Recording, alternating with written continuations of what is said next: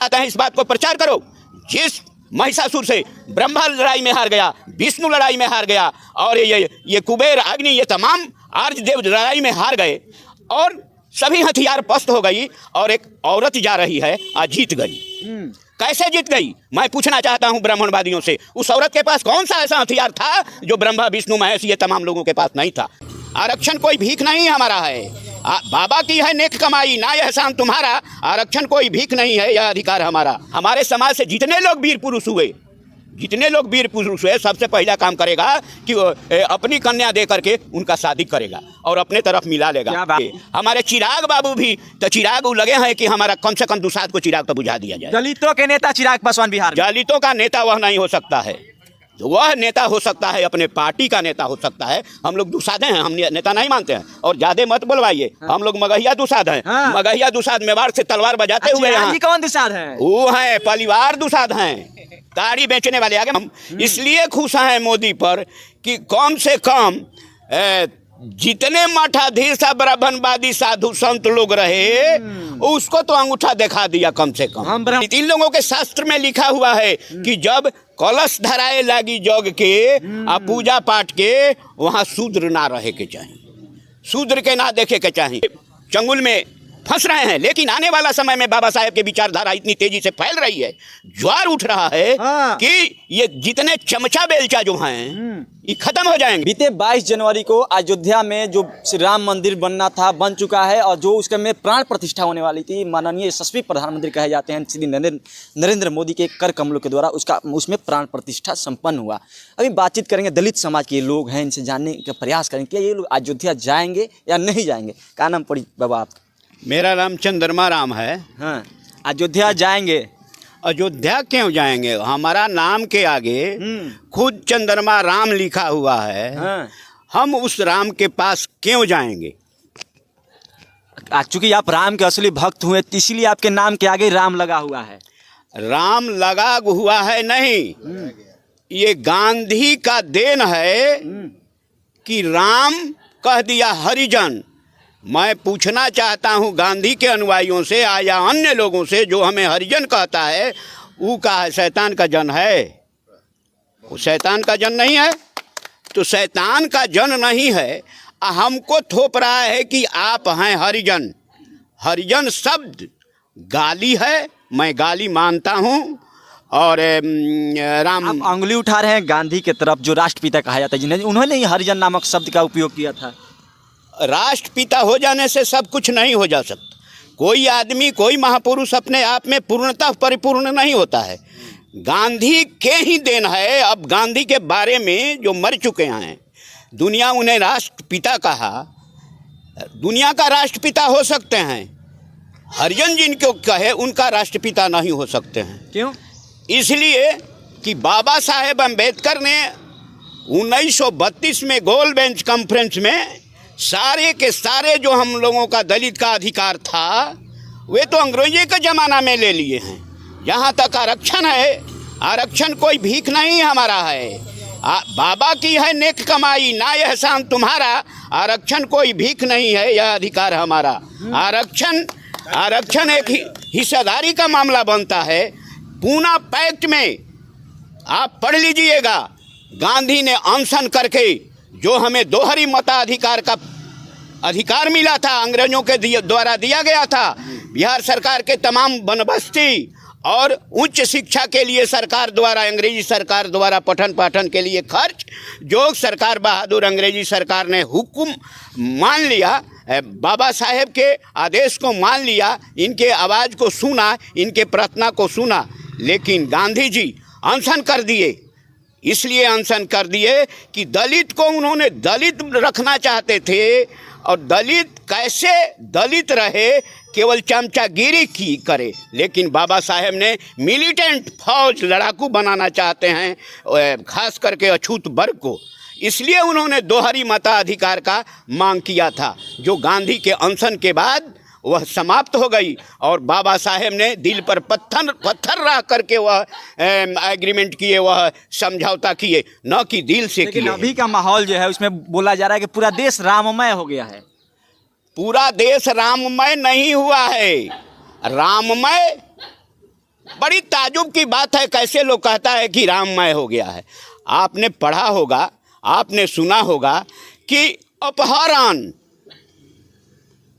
राम को अपहरण कर लिया लोगों ने, भाजपा वालों ने अपहरण कर लिया। कैसे? इसलिए कर लिया कि जो भी नेतृत्व और बाबा साहेब के विचारधारा को अभी जो उफान चल रही है, जितने हमारे बहुजन समाज के लोग हैं, जितने हमारे दलित पिछड़े समाज के लोग हैं, इनके विचारधारा महापुरुषों की उफान चल रही है। यह उफान का देन है कि शंकराचार्य 4 गो हैं और यहाँ राम मंदिर के उद्घाटन में नहीं आए। अंतर्द्वंद पैदा हो रही है।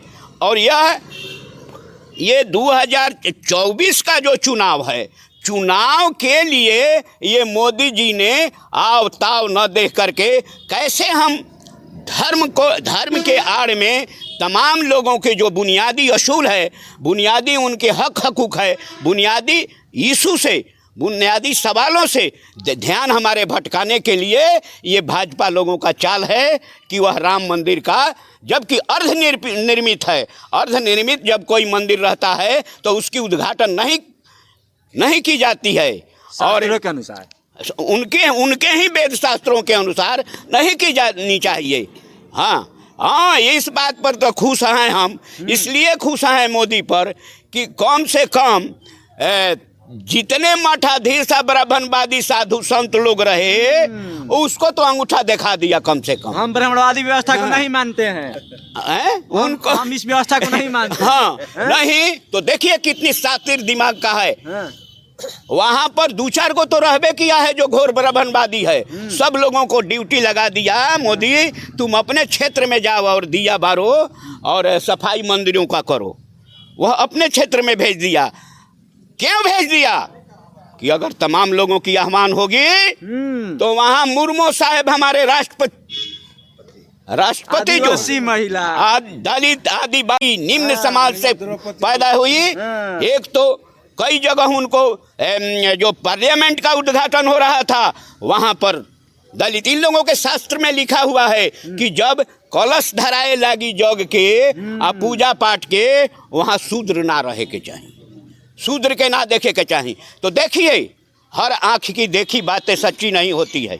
अच्छा, और किस तरीका से मुर्मू को वहां न जाने के लिए तमाम लोगों को भेज दिया, जा करके अपना अपना क्षेत्र में प्रचार करो। ये इसी बहाने सब लोगों को राममय राममय मुर्मू चली जाती राम मंदिर के प्राण प्रतिष्ठा, क्या हो जाता है? क्या हो जाता नहीं, ये जो ब्राह्मणवादी संस्कार है उस पर तमाचा लग जाता, उस पर तमाचा लग जाता। एक आदिवासी महिला के जाने से हाँ, देश की महामहिम है। देश की महामहिम होने से का जगजीवन बाबू जो महामहिम थे कि मंदिरें धोवा गया। ये जो हमारे प्रधानमंत्री हैं इहो एक जगह गए थे तो मंदिर धोवाया था। रोका जा रहा था कि शूद्र जाति का है, शूद्रे में आते हैं। एड़ी अलगा करके कोई आज ब्राह्मणवादियों के कंधे पर वह ताकत नहीं है जो अपने कंधे पर रख करके बंदूक चलावे।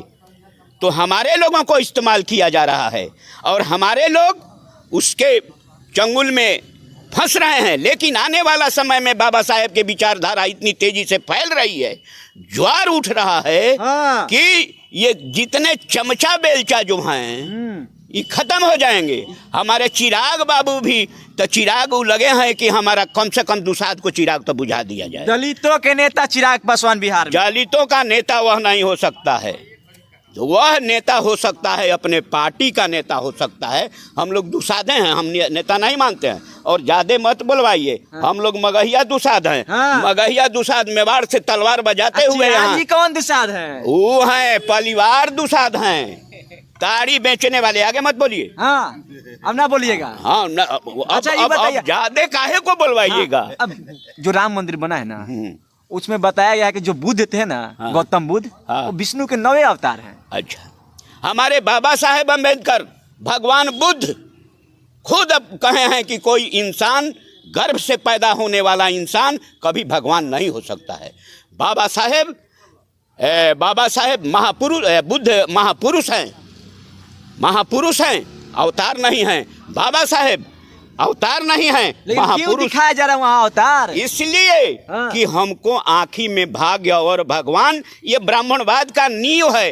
भाग्य, भगवान हाँ। और पुनर्जन्म और भविष्य वाला जन्म, भाग्य और भगवान, हाँ। ये 6 स्तंभ है हाँ। ये ब्राह्मणवादी का। वह लोग पुनः ब्राह्मणवाद में इनको ठेलना चाहता है। हमारे समाज से जितने लोग वीर पुरुष हुए, जितने लोग वीर पुरुष हुए, सबसे पहला काम करेगा कि वो अपनी कन्या दे करके उनका शादी करेगा और अपने तरफ मिला लेगा। क्या बात करते हैं? इतिहास एक साक्षी है। उदाहरण है। उदाहरण है बाबा साहेब अम्बेडकर की शादी।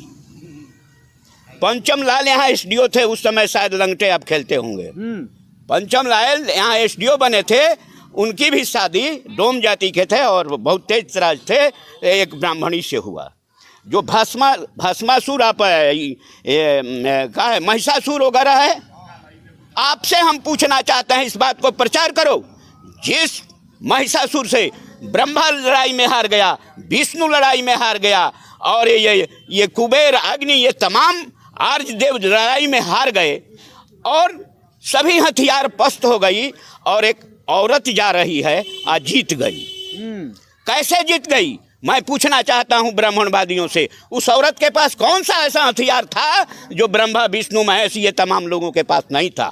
तो एक हथियार था, वह हथियार था कनखी मारना, वह हथियार था ब्याह करके सोवे में काट देना। यही हमारे केस हो जाएगा। यही हमारे तमाम महापुरुष, मैं तो इतिहास कह रहा हूँ, यही हमारे केस पहुंचा रहे हैं आप।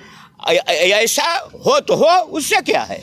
हम बाबा साहेब के अनुयायी हैं, बाबा साहेब के राह पर चलते रहेंगे और सत्य को परिभाषित करते रहेंगे। इसके लिए जो भी हो, फांसियाँ हो जाए तो क्या होगा, हम समाज के लिए कुछ दे करके तो जाएंगे।